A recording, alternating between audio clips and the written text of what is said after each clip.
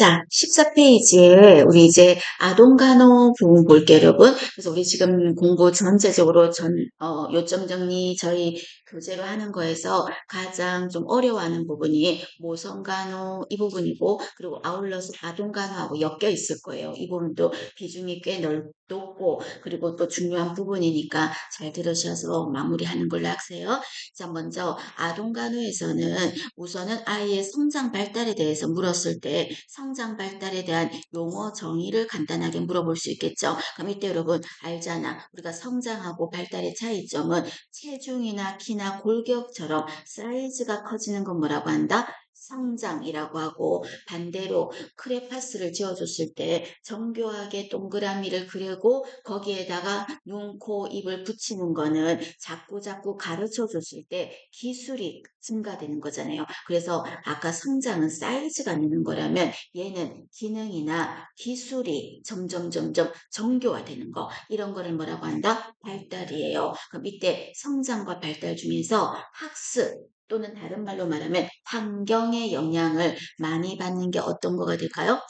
발달을 받는 거는 발달이 되겠죠. 그래서 학습의 영향을 많이 받는다, 또는 발달의 영향을 많이 받는, 아니, 환경의 영향을 많이 받는다, 이런 말하면 발달이라고 하셔야 되겠습니다. 그렇게 보시고, 자, 그 다음에 운동 발달에서 특징들이 있어요. 아이가 운동이나 발달이, 성장 발달이 되게 잘할 때는, 운동 발달이 되게 잘 되네, 이렇게 말할 때는 발달의 특징이 첫 번째가 제목 위주로만 좀 보시면 됩니다. 첫 번째가 일정한 방향이 있다 그랬어요. 그럼 이때 일정한 방향이 우리가 애기들이 머리 못 가누는 것부터 시작해서 걷는 걸로 가지. 그러니까 결론적으로 머리에서 발끝으로 발달하는 거고, 그리고 근육도 큰 근육, 작은 근육이 있다면 어떤 근육부터 발달한다? 큰 거부터. 그래서 큰 근육에서 작은 근육으로. 그리고 우리가 애기가 공을나 뭔가 조그만 걸 집으려고 할 때 손가락부터 발달하는 게 아니라 어깨, 몸의 중심이 먼저 움직여야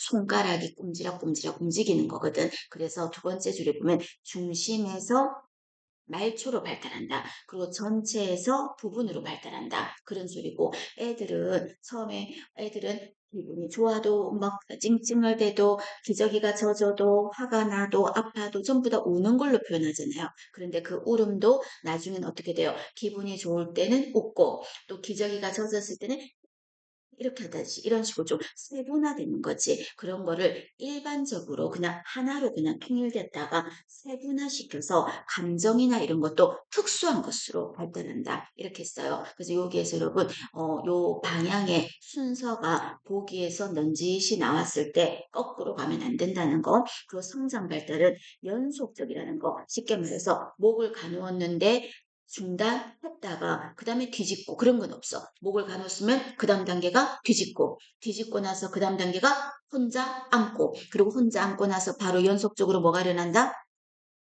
서는 게 아니지. 뒤집고, 그 다음 뭐요? 기어야지. 기지. 그리고 기고 나서 어떻게 하는 거예요? 기고 나서 붙잡고 서는 거죠. 붙잡고 서는 거죠. 그 다음에 붙잡고 서고 나서 연속적으로 뭐가 일어나? 걷는 거지. 이런 식으로 뭔가 연속적으로 일어난다는 거, 그 말이고. 그 다음에 세 번째는 여러분, 목을 빨리 가는 애는 예측할 수 있는데, 이 아이 분명히 걷는 것도 빠를 거야. 목을 늦게 가는 아이는 이 아이는 다른 애들보다 조금은 더딜 거야. 그래서 예측이 가능하다는 거. 그리고 또 이런 게 계속적으로 아까 일어난다는 거. 그리고 5번에 비가역적이라는 말은 무슨 말이냐면요. 예전으로 돌아갈 수 없다는 거를 비가역적이야. 즉 쉽게 말해서 걷는 아이가 어렸을 때 목을 못 가두던 시절로 돌아갈 수 없다는 거죠. 그래서 비가역적이다. 맞는 말이고. 그 다음에 8번에 보시면 이런 성장 발달은 개인차가 있다 없다? 있다. 그리고 이런 성장 발달은 유전의 영향도 있고 어떤 영향도 있나? 환경의 영향도 있다. 그래서 제가 1번, 2번, 3번, 5번, 8번, 9번 했던 거 있죠. 그 정도까지는 여러분이 눈도장을 그래도 찍어 주셔야 되겠습니다. 그다음에 밑에서 정서 발달 이론이라고 해서 제가 별표 해놨죠. 마르고 닳도록 모든 강사님부터 저를 포함해서 중요하다고 강조했을 거예요. 그럼 이때 어떻게 해야 돼요? 영아기부터 노년기까지를 죽을 때까지 노년이 되었을 때까지를 생애 발달을 나눈 사람이 이 단계에서 에릭슨이란 사람은 뭐를 가지고 단계를 나누었다? 이 시기에 이루어야 될 숙제, 그 숙제를 못 이루었으면 어떤 부작용이 생긴다? 그거를 말했죠. 그래서 영아기부터 노년기까지 이루어야 될 숙제와 부작용을 말했고, 반면 프로이드라는 사람은 어디에 만족을 느끼느냐에 따라서 했기 때문에 영아기부터 노인기까지를 다 나누지는 않고 5단계로만 나누었죠. 그래서 영아기 똑같은 영아기 시기에 프로이드는 뭐라고 했다? 입에 만족을 느낀다 그래서 구강기라고 했고 그다음에 영아기 이 시기를 에릭슨은 엄마와의 신뢰감을 이루어야 된다 했고 똑같은 유아기 시기를 보세요. 똑같은 유아기에 에릭슨은 뭘 이루라고 했다? 내가 할 거야. 그런댔죠. 자율성을 이루라 그랬어. 반면 프로이드는 대소변을 가리는 시기가 이 시기 때문에 어디에 항문에서 대변을 참았다가 쌀 때 쾌감을 느낀다. 항문기라고 했고 항령전기 똑같은 항령전기를 에릭슨은 뭘 이루라 그랬다? 주도성 그래 이루라고 했고 반면 프로이드는 이 시기에 생식기 성기에 만족을 느낀다 그래서 남근기라고 했고 그죠? 그럼 이 남근기 때 특징들이 좀 있었어. 그래서 이때 특징이 여자아이가 아빠에 대해서 되게 좋아해요. 그래서 동성 부모한테는 경쟁으로 생각해. 그래서 엄마보다는 누구를 더 좋아한다? 아빠. 아빠 옆에서 내가 잘 거야. 아빠랑 내가 잘 거야. 이런 거예요. 그게 흥령전기 때 뭐라고 한다? 엘렉트라 콤플렉스 이렇게 말했고 아들은 누구를 더 좋아할까? 엄마를 더 좋아해. 그거를 뭐라고 한다? 오이디푸스 콤플렉스인데 이름 기억 못해도 돼. 지금 뭐 며칠 남았는데 그까지 모르는 거 할까? 그냥 콤플렉스 나오면 여러분 뭐다? 학령전기예요. 그냥 그 정도 그냥 한번 보시고 그다음에 학년기 때는 어떤 식이냐면 부지런하게 해서 칭찬받고 싶어 한댔죠. 설거지도 내가 하고 그죠? 근면성 이루어야 될 숙제가 근면성이라고 했고 이때 잘한다 해줘야지 까짓 거 쟤 못한다 그러면 쟤까짓 게 뭐 할 줄 알겠어 이렇게 된댔죠. 열등감 생기니까 그럼 이때 프로이드는 어디에 만족을 느낀다 그랬다? 없어요. 그래서 애들하고 그냥 노는데 즐거움에 빠져있기 때문에 생식기나 성기 어디 만족을 느낀 게 없어. 잠복기. 그리고 청소년기 시기는 에릭스는 뭐랬다? 자아 정체감이요. 노년기에 자아 통합감하고 헷갈리면 안 돼. 자아 정체감. 그리고 성인 초기 때는 어떤 거요? 친밀감. 그다음에 중년기 때는 뭐죠? 생산성이죠. 그럼 이때 생산성을 이루어야 되는데 갑자기 내가 병에 걸리고 아프면 침체되니까 하는 거고 노년기 때는 돌아온 발자취를 봤을 때 이 정도면 그래도 잘 살았네 여보 이렇게 서로 얘기를 나눈다면 자아 통합감이라고 했어요. 그래서 이렇게 에릭슨은 이루어야 될 숙제를 이렇게 생애 주기별로 다르게 말했는데 프로이드는 다른 점이 뭐냐면요. 학령기까지는 서로가 똑같은 시기를 했는데요. 학령기 이후 청소년기 시기부터는 그냥 하나로 퉁쳤어. 그때부터는 그냥 병자 남자 다 만들고 하니까 생식기, 종족, 번식, 생식기로 그냥 하나로 마지막으로 퉁쳤어요. 그럼 결론만 얘기하면 프로이드는 몇 단계로 말했다? 5단계. 그래서 5단계를 제가 외우실 때 구, 항, 남, 잠생이라고 했죠. 부항남 장생 이렇게 5단계로 나누었고 에릭슨은 그 시기별로 이루어야 될 숙제를 말했다는 거. 반드시 여러분 다 기억해야 돼. 그래서 특히 어떤 게 더 중요하다? 에릭슨. 그래서 에릭슨은 진짜 많이 물었어요. 그냥 영아기부터 노년기까지 거진 다 하나씩 골고루 물어봤는데 어디라도 또 물어볼 수 있으니까 정리 잘 하시고 특히 학령전기 있죠. 이 학령전기나 또는 뭐 학령기나 특징들이 좀 몇 가지가 있어요. 그럼 이때 인지적인 특징을 한번 본다면 학령전기는 아까 에릭슨은 이루어야 될 숙제가 뭐라고 그랬어요? 에릭슨은 주도성. 막 티라노사우루스 가지고 자기가 마음대로 주도해서 얘기 꾸면서 막 놀잖아. 그럼 이 시기 때는 상상력도 어떨까? 풍부해. 그래서 이 시기 때는 상상력이 풍부해서 자기가 그냥 글 쓰고 막 롤플레이 역할 다 하고 있어. 역할 다 해. 그래서 상상력이 풍부한 시기다 하는 거 기억하고, 그리고 이 시기 때는 성적인 게 크잖아요. 그래서 이 학령 전기를 프로이드는 무슨 시기라 그랬어? 남근기 이렇게 했거든. 왜냐면 성기에 만족을 느끼니까. 그래서 두 번째 줄에 성적 호기심이 많아진다. 성적인 뭐가 나온다. 이렇게 말하면 학령 정기하세요. 그리고 이 시기 때는 세 번째 줄에 너무 중요해요. 초자아 그리고 양심이 만들어지는 시기예요. 초자아는 양심과 거의 비슷하게 생각하시면 돼요. 어떤 거다? 옳은 거, 그른 거, 해야 될 거, 하지 말아야 될 거를 아는 거를 말해. 그래서 초자아나 양심이 만들어지는 게 언제냐 하면 학령 정기하세요. 그래서 아무 데서나 오줌 싸면 안 된다는 거 알아. 아는데 그걸 아는 시기가 언제다? 학령 정기예요. 되셨죠? 보시고 그 다음에 다음 페이지에 보시면 학령기예요. 다음 페이지. 생명기 때는 어떤 시기냐면요. 서열을 나눌 줄 알아. 그럼 서열을 나눈다는 말은 내가 우리 반에서 키가 몇 번째로 크고 몇 번째로 작고 공부는 우리 반에서 몇 등이고 이런 걸 안다고요. 서열을 나눌 줄 알아. 그 다음에 중요하죠. 자기 중심적이지 않아. 우리 자기 중심적인 사고하면 어떤 식이었어요? 같이 있지만 따로 노는 식이 자기 중심적이다 유학이었어요. 그런데 학령기가 되면 자기 중심적이지 않아. 내가 양보하는 거 좀 참을 것도 알고 양보도 알고 배려도 알고 그런 식이에요. 자, 그 다음에 정말 중요하죠. 보존 개념이 만들어지는 식이에요. 그럼 이때 보존 개념의 용어 정의를 만약에 묻는다면 보존 개념은 어떤 거냐면 자 예를 들어서 그릇 있죠. 자 어떤 애한테 오렌지 주스 지가 좋아하는 오렌지 주스를 따라주는데 어디다 따라줬다? 이렇게 기다란 컵에다가 따라줬었어. 그런데 이 내용물을 똑같은 양인데 얘를 넓적한 접시 큰 접시에다 부어줬어. 그럼 아이는 어떻게 생각한다? 유아기 때나 이럴 때는 양이 줄어들었잖아. 높이가 이만큼인데 요만큼밖에 대접에 담으니까 이만큼밖에 안 됐잖아. 이렇게 하는 거예요. 그런 거를 하는데 학령기 아이가 만약에 그릇에 다른 그릇에 담궈줄 때 양이 줄어들었다고 때를 쓴다면 그 아이는 뭐다? 인지 능력이 떨어지는 거야. 인지 능력이 있다면 아무리 그릇의 모양이 바뀌어도 양은 변하지 않는다. 그릇의 모양이 바뀌어도 양은 변하지 않는다. 그걸 뭐라고 한다? 보존 개념이에요. 이게 만들어지는 시기가 언제다? 학령기예요. 그 다음에 두 번째 줄에 보면 중요하죠. 뭐라고요? 가역성이에요. 그래서 이때 가역성의 개념이 생긴다 그랬어요. 가역성이 뭐죠?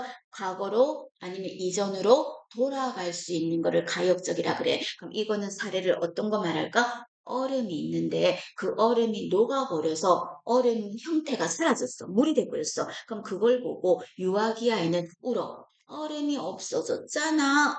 그래 울어요. 근데 학령기 아이가 만약에 울면서 얼음이 없어졌잖아. 그러면은 순수한 게 아니라 인지가 떨어지는 거야. 그럼 이때는 어떤 걸 알아야 된다? 얼음은 녹으면 물이 될 수 있고 그거는 거꾸로 물은 다시 얼리면 얼음이 될 수 있다.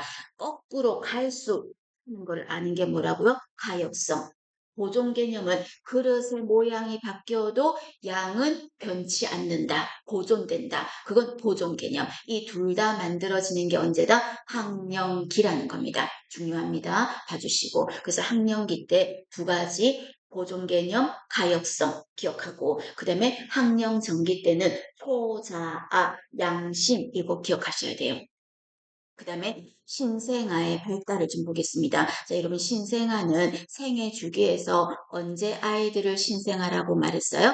생후 28일, 28일 이내 아기를 신생아 이렇게 말했어요. 그럼 신생아는 2번 볼게요. 맥박수가 어른은 몇 번이에요? 기본간호에서 60에서 100번이었어. 그러면 어저께 노인들은 맥박수가 빠르다 그랬나요? 느리다 그랬나요? 느리다 그랬어. 나이가 많으면 맥박수가 줄어들어. 그 말은 다르게 말하면 어릴수록 맥박은 빠른 거지. 그래서 신생아는 120에서 140번이에요. 그러면 뱃속에 있는 자궁 안에 있는 태아는 더 어리잖아. 그럼 태아는 참고로 모성에서 언급하겠지만 120에서 160번이야. 그러니까 어른보다 성인보다 맥박수가 빨라요. 그런데 우리 어른들은 기본간호에서 맥박 어디로 잰댔어요? 제일 흔히 재는 데가 요골동맥이었잖아. 근데 애기들은 신생아들은 요골동맥으로 안 재. 신생아나 심장질환자는 어디로 잰다? 아예 처음부터 청진기를 심장 쪽에다 대고 맥박을 재는 거지. 그걸 뭐라고 한다? 심천맥박이라고 하죠. 잰다는 거 기억하고. 그리고 신생아는 호흡수도 성인은 몇 번이에요? 12번에서 20번이거든. 그런데 호흡수는 나이가 들면 어떻게 돼요? 줄어들어. 그러면 그 말은 다르게 말하면 어릴수록 호흡수는 빨라져. 그럼 여러분 신생아는 호흡수가 얼마다? 30에서 60배예요. 무슨 말인지 아시겠죠? 빨라진다는 거. 그런데 조심하셔야 돼요. 신생아의 호흡이 빠른데요. 어떻다? 불규칙한 게 특징이에요. 우리는 흔히 생각하면 정상적인 거 하면 규칙적이라고 생각하는데 신생아는 불규칙해요. 신생아는 불규칙하다는 거, 그거 조심하시고, 그리고 아기들은 어디로 숨을 쉰다? 숨을 쉴 때마다 배가 들쑥날쑥 들쑥날쑥 정상이야. 근데 문제에서 다음 주 즉시 보고해야 될 아기의 상태는 했는데 아이가 숨을 쉴 때마다 흉골이 가슴골이죠. 가슴이 톡톡 터져. 이래 말하면 빨리 보고해야 돼. 아기들은 흉식 호흡을 하는 게 아니라 복식 호흡을 해야 되니까. 그럼 우리 이 성인들도 여자는 어디로 숨을 쉬어요? 여자는 보통 가슴으로 숨을 쉬어요. 그래서 우리가 남자는 배, 여자는 가슴 이렇게 외웠거든. 근데 여자가 가슴으로 숨을 쉬는데 일생에서 한 번은 배로 숨을 쉬지. 언제야? 아기 가졌을 때. 임산부는 어떤 호흡을 한다? 복식을 해. 그때 빼고는 여자는 가슴이에요. 아셨죠? 근데 아기들은 어디? 복식 호흡을 한다는 거. 그 말이고 혈압은 여러분 숫자 막 외우지는 마. 그래서 맥박, 호흡 정도는 기억하고 혈압은 그냥 당연히 어른보다 낮겠죠. 그 정도 보시면 되겠고 5번도 여러분 중요하죠.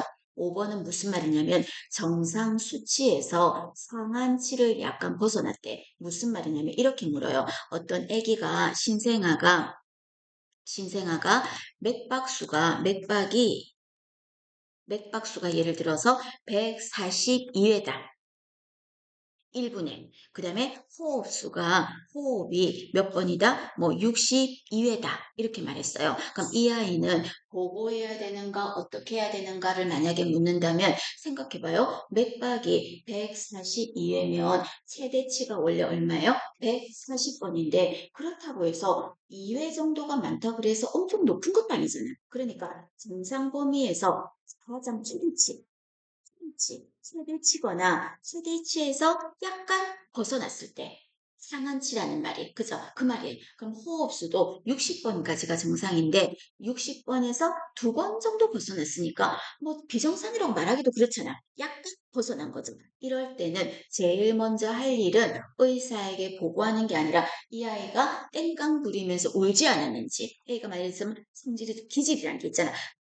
울고 나면 당연히 맥박 호흡이 빨라지니까. 그래서 흥분이나 울고 난 후의 상태가 아닌지를 확인한다 하는 게 정답이에요. 만약에 이 아이가 울고 났고 흥분한 상태였다면 62회, 105, 호흡 62회, 맥박 142회이면 어떻게 해야 돼? 그냥 두는 거죠. 흥분했던 거니까 그 말인 거예요. 그 다음에 6번에 보시면 흡연이에요. 자, 여러분, 아기가 흡연을 며칠간 봐요? 3일간 봐. 근데 이 3일 동안은 절대 한 번은 언제 안에 꼭 봐야 돼. 아무리 늦어도 24시간 안에 한 번은 봐야 돼. 안 그러면 항문이 막힌 거거든. 그래서 이 태변이 뱃속에서는 싸면 안 돼.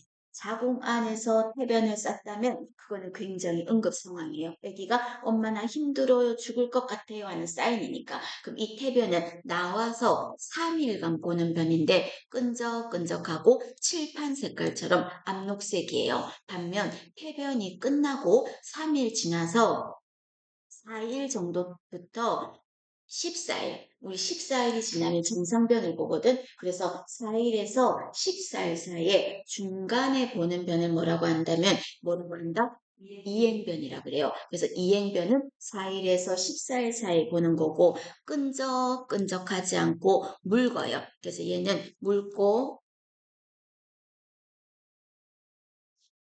여러분 묽다는 말 알겠죠? 묽고 안에 약간 기름기 같은 점액이 안에 포함되어 있어요.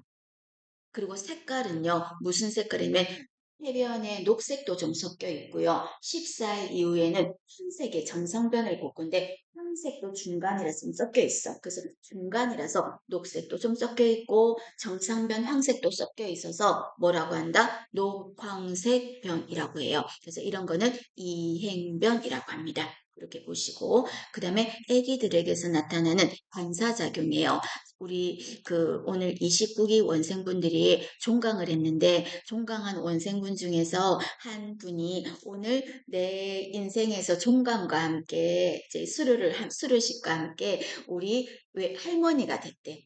그래서 종강식 하는데 일찍 따님이신 것 같은데 따님인지 출산을 했대. 그래서 출산해서 아기를 사진을 그 한 거를 이렇게 애기 상태를 이렇게 보호자한테 보여주나 봐요. 보여줘서 사진을 보내셨는데 동영상으로 보냈는데 진짜 기회 되면 보여주고 싶어. 이거 여러분 그냥 반사작용이 너무 강하게 리얼하게 나타나. 아마 아프가 점수 굿, 엑셀런트 나왔을 것 같아요. 너무 이쁘더라고. 근데 완전히 막 굴곡이 되어 있고 손 고 있고 그리고 간호사분이 어떻게 한다? 또 기도 유지한다고 코 안에 분비물 같은 거 빼고 입 안에 손 넣어서 이렇게 빼고 근데 애기가 완전 이렇게 하지가 하고 그리고 손에 주먹을 꽉 쥐고 있어서요. 이거 막 하는데도 그냥 꽉 이런 반사가 잘 나타나는 만약에 그 반사가 안 나타난다면 뭘까? 뇌 손상이에요. 그래서 시험 문제에서 반사 반응이 없다, 반사 반응이 떨어졌다, 무엇을 의심할 수 있다? 뇌 손상이에요. 그래서 너무 예쁘더라고, 애기가. 그래서 1번의 반사작용 중에서 해적이 반사가 있어. 그럼 해적이 반사는 먹이 찾기 반사, 호유 반사 이렇게 말하는데 얘는 어떤 거요? 뺨에 무언가를 대면 애기 새가 엄마 새가 모여주면 입을 돌리듯이 돌아가는 거. 그거를 뭐라고 한다?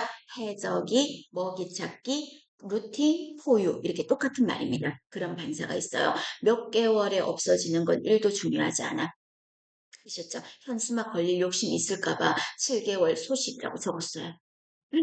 아셨죠? 그냥 참고로만 보면 돼. 그 다음에 이번에는 모로 반사는 너무 중요해요. 그 모로 반사는 안으려고 하는 반사다. 그래서 포옹 반사라고 해요. 그럼 이때 포옹 반사는 그래도 요 정도는 여러분 언제 없어지는지는 좀 알았으면 좋겠어. 다른 반사는 괜찮은데 모로는 3개월, 이게 4개월까지가 됐는데 3개월이 더 중요해요. 3개월 정도 되면 없어져요. 그럼 이때 모로 반사는 아기가 나왔을 때 바로 알 수 있다. 그런데 아기가 만약에 출생 즉시 알아봤는데 모로 반사가 없다면 아까 말했잖아요. 뇌 손상일 가능성이 있다고. 근데 이 모로 반사가 이때 이렇게 포옹하려는 반사인데 뇌를 다쳤을 때도 없지만 한 번 더 있어. 언제 없을 수 있냐면 아기를 뽑아 이제 분만을 유도하는데 의사가 약간 스킬이 부족해서 이 쇠골 있죠. 아기를 뽑아내다가 쇠골이 엄마 자궁 질 입구에서 걸렸어. 그래서 뽑아내면서 너무 세게 확 무리하게 뽑아냈더니 쇠골이 부러졌어. 그럼 아기가 쇠골이 부러졌으면 아무리 뇌에는 문제가 없어도 아파서 어떻게 하겠어? 이 쇠골이 부러졌는데 그래서 결론적으로 모로 반사가 없는 경우는 뇌를 다쳤거나 아니면 쇠골 골절일 때예요. 그래서 두 가지예요. 뇌 손상 두 번째 줄에 쇠골이 골절됐을 때는 모로 반사가 소실된다. 그 말이 되겠고 그 다음에 세 번째는 여러분 그림으로 제가 표시해 놨어요. 여러분 CBT 시험이기 때문에 얼마나 그림으로 리얼하게 여러분 눈에 확 띄게 만들 수 있잖아 문제를. 그래서 이런 거는 혹시나 심하는 자세 같지 않아요? 심자세잖아요. 이런 자세를 하고 있는 반사를 물어본다면 어떤가 한다? 긴장성 강직목이라고 하시면 돼요. 이 반사가 긴장성 강직목 반사예요. 머리를 시험 문제에서 그림으로 안 나온다면 머리를 한쪽으로 돌렸더니 어느 쪽은 펴고 어느 쪽은 구부리고 있더라. 머리를 돌렸더니 그만하세요. 그러면 펴고 구부리고 있다. 돌렸더니 펴고 구부리고 있다. 이런 말하면 긴장성 강직목이에요. 그 다음에 4번에 바빙스키 반사라고 하는데 이거는 그림 문제로 물었는다면 뭐가 나와야 돼? 발바닥이 나와야 돼. 그래서 바빙스키, 발바닥 약간 느낌이 오죠? 그런 걸 떠올려야 돼. 그럼 이건 어떤 거요? 발바닥을 간지러 폈더니 쫙 폈다가 오므리는 거. 그게 바빙스키라고 하죠. 이거는 가장 늦게 소실돼요. 개월수가 중요한 게 아니라 가장 늦게 없어진다는 거. 그럼 가장 빨리 없어지는 건 아까 뭐였죠? 모로 반사. 가장 늦게 없어지는 건 발바닥. 법의 스키 빈스런. 목을 돌렸더니 펴고 구부리더라 하면 긴장목, 강직목 분사 이렇게 말했어요. 해주시고 그 다음에 밑에 보시면 감각입니다. 감각은 그냥 참고로만 하시면 돼요. 그래서 출생했을 때 가장 강하게 발달하는 거는 촉각이고 그리고 가장 늦게 발달하는 건 시각이다. 참고로 보시고 자, 그 밑에 너무 중요하죠. 태어나서 24시간 이내 간호해요. 24시간 이내 간호예요. 그럼 이때 24시간 이내 간호에서 기도 유지가 제일 중요하지 않을까? 왜냐하면 아이가 자궁 안에서 해변을 먹었을 수도 있고 양수를 먹었을 수도 있으니까 그래서 아기가 나오면 제일 먼저 뭐를 볼 거냐면 자, 이번에 보시면 출생하고 나서 가장 먼저 파악해야 될 거는 응애 하고 우는 호흡을 신경 쓰셔야 돼. 그래서 출생 직후 맥박이 제일 중요하다고 하시면 안 되고요. 호흡이 가장 중요하다는 겁니다. 그럼 아기들은 호흡을 어떻게 재요? 우리 어른들은 흡기, 호기를 숫자를 카운트 한다고 하지만 아기들은 태어날 때 그런 거 필요 없어. 무조건 뭘로 한다? 태어났을 때 하고 우는 거. 그걸 가지고 호흡을 체크할 거야. 그럼 아기가 하고 우렁차게 울었다면 점수가 9일 거고 좋은 거고 아기가 약하게 울었다면 점수가 떨어질 거고 아기가 울지 않았다 그러면 빵점일 거고 그래서 우는 걸로 관찰할 거예요. 그런데 만약에 아기가 세 번째 줄에 보면 30초 안에 울지 않았어요. 그럼 이 아이는 뭘 그거 하셔야 된다? 제일 신경 쓸 게 뭐다? 어, 질식된 거. 그래서 질식. 그래서 아기가 안에 태변을 먹었다든지 양수를 먹었다든지 해서 기도가 막혔을 거를 신경 써야 돼. 30초 이내 울지 않았다면 무엇을 의심할 수 있다? 질식을 의심할 수 있어요. 그리고 거기에서 잘 묻죠. 신생아가 사지가 늘어진 채 반응이 없더라. 그럼 여러분 사지가 늘어졌다면 아프가 점수에서 긴장도가 빵점이야.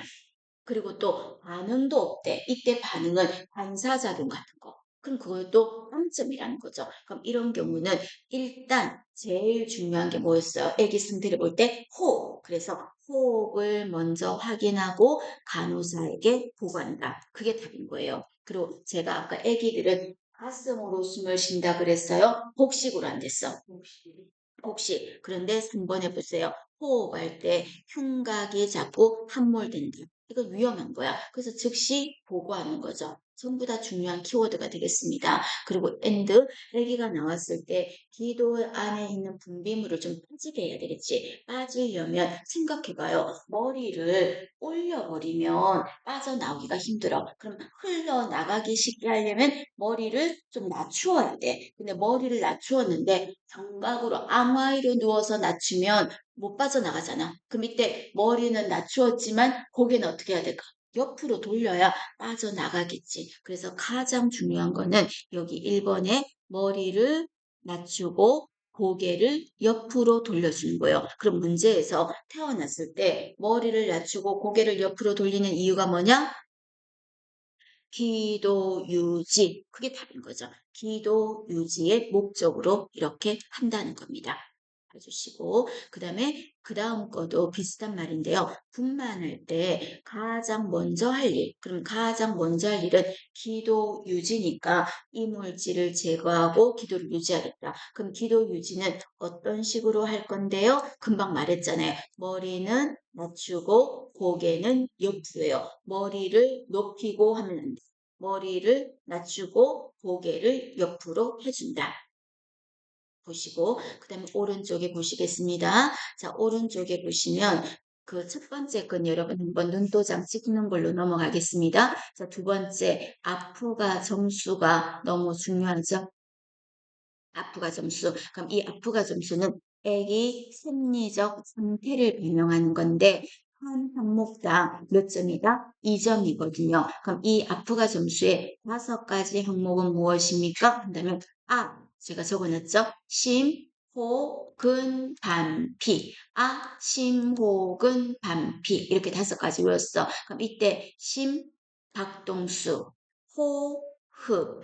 표에서 보세요. 근, 긴장도, 반, 사, 피, 부, 색깔. 그래서 아프가 점수는 심호근, 반피 이렇게 했어요. 그런데 이 중에서 아까 제일 중요한 거는 뭐가 제일 중요했어?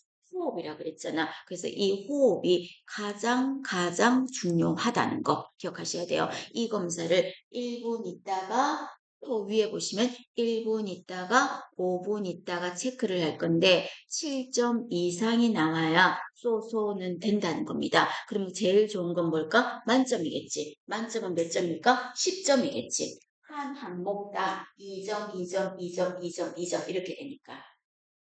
그 말이고, 그러면 이때 표에서 제가 정리를 했는데 그래도 그냥 이 정도는 어떻게 문제를 물을 거냐면 아기가 태어난 지 1분이 됐는데 맥박수가 100번이 넘더라 이렇게 말할 거야. 그 맥박수가 100번이 넘는다는 말은 항목 중에서 5가지 항목 중에서 뭘 말하는 거다? 심박, 그게 바로 맥박이니까. 그죠? 근데 100번이 넘는다는 면 이 아이는 몇 점인 거예요? 2점인 거지. 그래서 이 심박동은 100번을 기준으로 100번이 넘는다? 굿, 2점.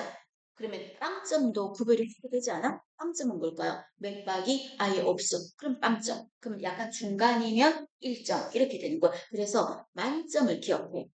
만점만 기억하면 답이 어느 정도 유추가 돼요. 그 다음 두 번째, 호흡은 뭘로 분됐어요? 우는 걸로 분됐잖아요. 우는데 2점 만점 보세요. 힘차게 울었다면 2점일 거고 빵점은 안 울겠지 빵점. 그럼 중간에 약하게 좀 어정쩡하게 울면 1점이겠지. 그 다음에 긴장도는 뭐예요? 사지가 이렇게 굴곡이 되어 있어야 돼. 엄마 자궁 안에서 웅크리고 있었잖아. 그 자세가 아기들은 되어 있어야 돼. 태어났을 때. 그래서 굴곡이 잘 되어 있으면 2점이고 빵점은 안 해도 되지 않을까?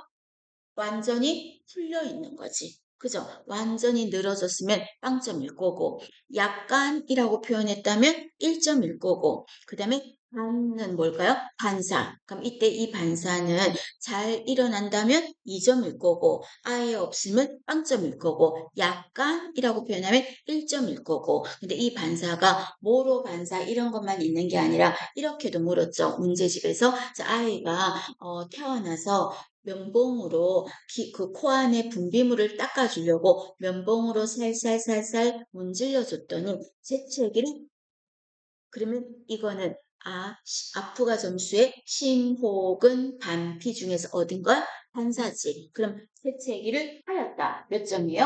2점인 거지. 근데 아이가 코를 이렇게 면봉으로 닦아줬는데 전혀 재채기를 하지 않았다. 그러면 0점인 거고 두 번째 1점은 어떤 거냐면 약간 있으니까 이런 거죠. 이렇게 코를 면봉으로 닦아줬더니 재채기를 할 듯, 말 듯, 할 듯, 말 듯 하다가 안 하였다.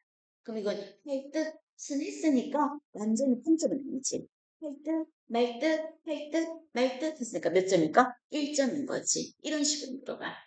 근데 그거 모르면 여러분 다 틀리는 거지. 아셨죠? 그래서 요 정도는 여러분 아직 일주일 남았으니까 그건 여러분 해낼 수 있어. 하셔야 돼, 이 정도까지는. 그래서 그거 보시는 거고, 그 다음에 마지막으로 심호흡은 반피 할 때 피부 색깔. 그럼 피부 색깔은 이 점은 어떤 거예요? 완전히 핑크색으로 불그스름한 핑크색을 띠고 있으면 이 점. 그럼 빵점은 이해되지 않나? 보면 색깔이 어떨까? 색, 색 이렇게 되면 빵점인 거고, 1점은 어디 부분은 핑크색인데 어디 부분 청색이고 그래서 섞여 있으면 1점이겠죠. 그 말입니다. 그래서 아프가 점수는 심호근 반피라는 거 기억을 하실 것. 그 다음에 밑에 체중입니다. 자, 체중은 여러분 중요한 키워드가 아기들의 건강 상태나 신체 발달을 알아보는 가장 대표적인 지표가 뭐라고요? 체중이요. 근데 그 체중이 가장 부쩍부쩍 막 늘 건데 그게 예를 들어 볼까요? 태어났을 때 12개월이요. 기억하세요. 12개월 때 신장, 키는 얼마가 돼요? 키는 태어났을 때 1.5배가 되고 체중은 태어났을 때 3배가 된다는 거. 요 3개월은 기억을 못해도 되니까 1년대를 기억을 하세요. 그럼 이 1년이 되었을 때 아기가 출생 시는 원래 몇 킬로였냐면 신장 키는 50cm였어요. 50cm였어요. 키가 50cm였고 그 다음에 이때 몸무게 체중은 어떻게 됐냐면 체중은 3.5kg라고 합시다. 3.5kg였어요. 그럼 이 경우는 1년 되었을 때 어떻게 될까? 정상적이라면 키는 50cm인데 몇 배가 된댔어? 1.5배니까 50 곱하기 1.5 하셔야 되겠죠. 그 다음에 체중은 3배가 된댔잖아. 그럼 3.5 곱하기 3 그러면 10.5kg가 되겠죠. 그래서 1년 되었을 때 어떻게 되냐? 이렇게 말하면 신장은 1.5배 곱하기 하고 체중은 3배 곱하기 하는 거죠. 그렇게 정리합니다.